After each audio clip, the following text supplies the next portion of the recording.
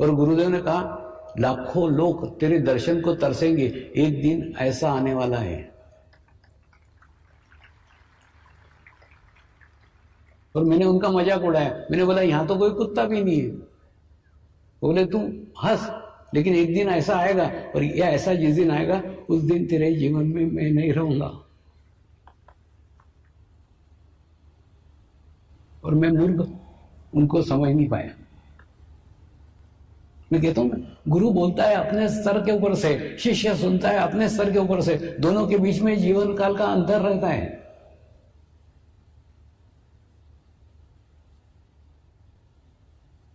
आज उनकी बात सत्य हो गई, लेकिन आज वो मेरे जीवन में नहीं है। और दूसरा मुझे लगता था वो झूठ क्यों बोलेंगे, होगा लेकिन शायद अगले जन्म की बात कर रहे होंगे, लेकिन इसी जन्म में घटित होगा ऐसा नहीं लगा था।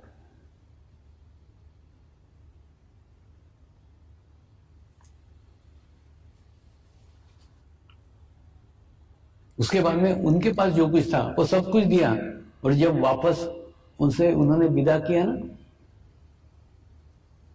तब जैसे ही मैं उनके पैर छूने को झुका, उन्होंने मुझे आधे रास्ते में पकड़ लिया। वो बोले मैं तेरे नाखून के बराबर भी औकात नहीं रखता हूं, तू क्या मेरे पैर छुएगा। मुझे और रोना आ गया कि मेरे को पैर नहीं छूने देते। और उन्होंने दूसरे गुरु के पास भेजा। वो गुरु ने पूरे यहां तक पानी में डुबो करके रखता था, रात रात भर डुबो के रखता था नदी में। डुबा करके उसने नाभि चक्र को विकसित कर दिया। सबूरी शब्द का अर्थ जीवन में वहां समझ में आया। लाखों लोगों को ध्यान सिखाया है, लाखों लोगों को अनुभूति कराई है, अनुभव कराया है, वो करते हैं नहीं करते हैं, उसे कोई निराशा नहीं है। मैं मेरा कार्य कर रहा हूं, वो मेरा क्षेत्र, मैं मेरे क्षेत्र में कार्य कर रहा हूं, वो उनके क्षेत्र में कार्य करते हैं। साधक ध्यान करते नहीं करते तो भी शांति के साथ झेलते रहता हूं। ये सबुरी मराठीत म्हणतात ना धीर, तो धीर करणं शिकवलं।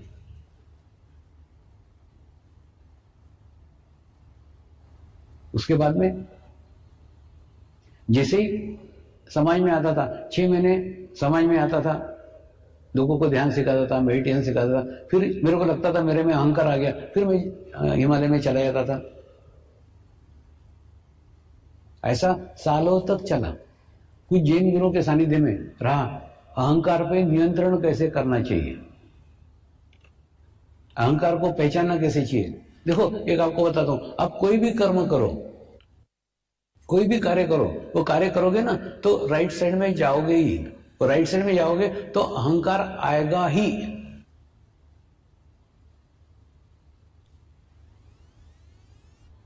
वो शरीर का खूब प्रमुख भाग है। तो जैन साधुओं के साथ में सीख करके क्या सीखा, अहंकार पे नियंत्रण कैसे करना। अभी अहंकार नहीं आता था ऐसा नहीं, आता था, लेकिन वो शरीर तक सीमित रहता था। वो अहंकार के कारण शरीर में तकलीफ होती थी, शरीर में गर्मी बढ़ती थी, शरीर में जलन होती थी, लेकिन चित्त तक नहीं आता था, चित्त को दूषित नहीं करता था। उतना करके सिखाया उन्होंने। तो ऐसा जब होता था तो फिर ध्यान के लिए चले जाते थे, फिर एकांत के लिए चले जाते थे, फिर हिमालय में चले जाते थे। तो ऐसा सालों से 6 महीने ध्यान, 6 महीने साधना, ऐसे चलता रहता।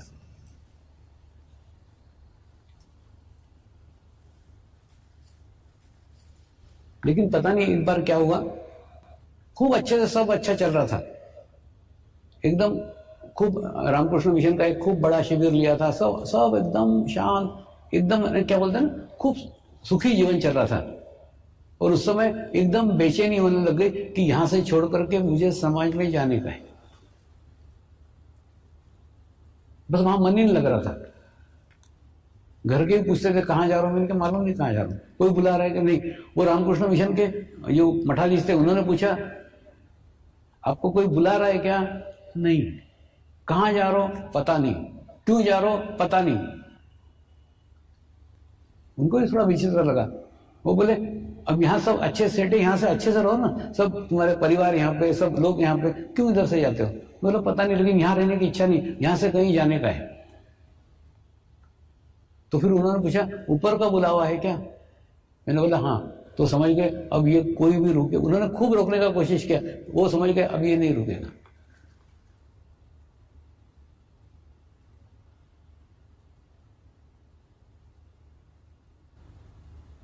वहां से मैं नागपुर आया।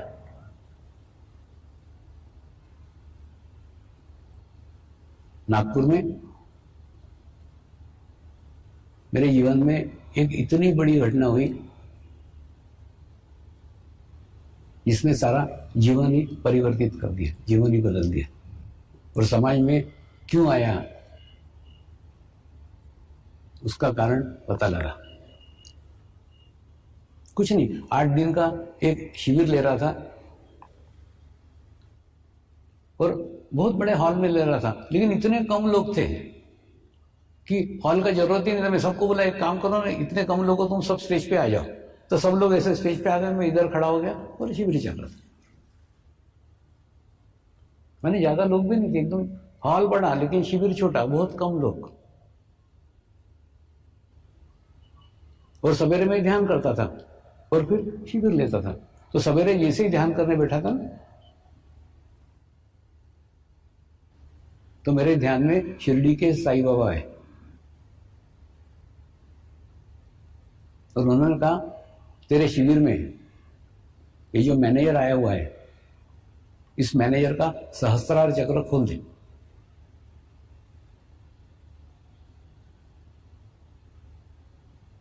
एक तो फिर ध्यान में मैंने मेरे गुरुओं से संपर्क किया।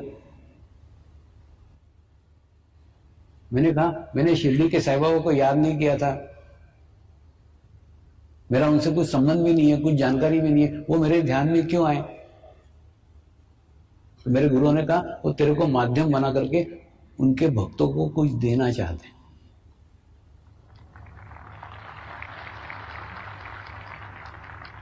कुछ नहीं, दूसरे दिन का सवेरे का 5 बजे का समय निश्चित किया गया। वो मैनेजर के घर पे हम गए, मेरे साथ एक साधक भी था। और जैसे ही उनको ध्यान के लिए बिठाया ना, तो कुछ नहीं, जैसे कपूर को अपन बत्ती दिखा दे ना कैसे जलता है, उसी प्रकार से जैसे उनके एक चक्र पे हाथ रखने लग गया, खट खट खट खट खट खट खट खट उनके चक्र खुलने लग गए। नाड़ियों पे हाथ रखने लग गया, नाड़ियां तीनों धड़ धड़ धड़ धड़ धड़ खुलने लग गई। सर के ऊपर हाथ रखा और जैसे सर के ऊपर हाथ रखा वो ध्यान में चले गए।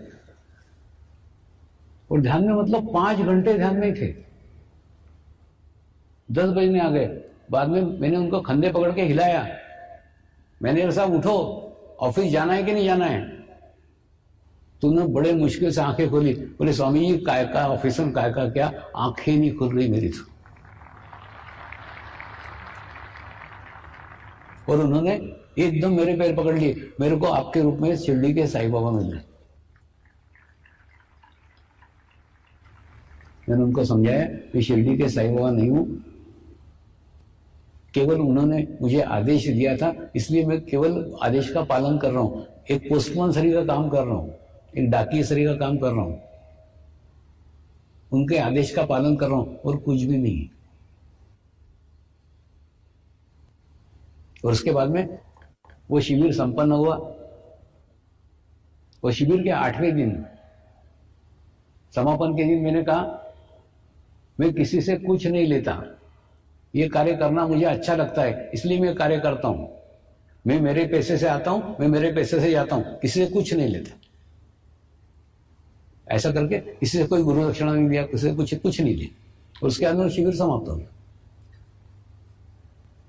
और दूसरा, मुझे ऐसा लगा था कि वो शायद साईं बाबा के भक्त थे, इसलिए शिरडी के साईं बाबा के साथ संबंध हुआ होगा। लेकिन दूसरे दिन सवेरे फिर मैं मेरे घर पे ही ध्यान करते बैठा था, तो आश्चर्य, फिर शिरडी के साईं बाबा आए। उन्होंने बोला तू कल बोला था ना मैं मेरे पैसे से आता हूं, मैं मेरे पैसे से जाता हूं, किसी से कुछ नहीं लेता। तूने अहंकार का एक दरवाजा आज भी खुला रखा हुआ है। ये विश्व स्तर का कार्य है और तो आज भी कह रहा है मैं कर रहा हूं, मैं कर रहा हूं। एकदम गलत है।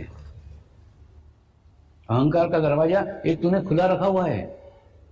ये विश्व स्तर का कार्य है। विश्व स्तर का कार्य करने के लिए लोगों को भी आनंद लेने देना। किसी के माध्यम से अगर मैं तुझे धन देता हूं, उस धन को ग्रहण कर, ग्रहण करके कार्य में लगा, कार्य का विस्तार कर। यह कार्य विश्व स्तर का है, एक व्यक्ति का कार्य नहीं है। लेकिन वो बात पट नहीं रही थी, क्योंकि जिंदगी में कभी किसी से कोई लिया ही नहीं था।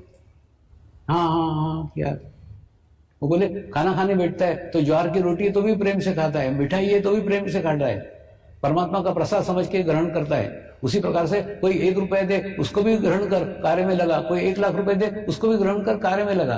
कार्य का विस्तार कर, कार्य का विस्तार महत्वपूर्ण है। हाँ कहा, लेकिन मन को अंदर से पट नहीं रहा था। मतलब आदत ही नहीं थी पैसा लेने की किसी से। उसके बाद में मुंबई में आया। मुंबई में एक शिविर हुआ, उसमें कुछ लोगों ने 800 रुपए दिए थे। उसके बाद में 800 रुपए लेकर के प्रथम बार शिरडी आए। वो शिरडी आकर के यहां दान पेटी में डाल दिए, तेरा तुझको अर्पण। तूने बोला था लो, लिया, ये ले, तेरा वापस।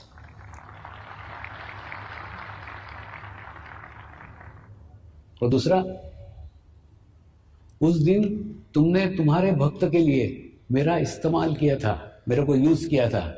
आज मैं मेरा सर्वस्व समर्पण आपको कर रहा हूं, जो मेरे शरीर का उपयोग करना है वो कर रहा हूं। ऐसा करके मैंने अपने आप को पूर्ण समर्पित कर दिया।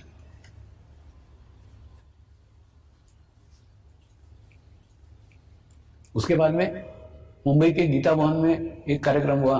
जो कुछ पैसे आए वो गीता भवन को ही दे दिए।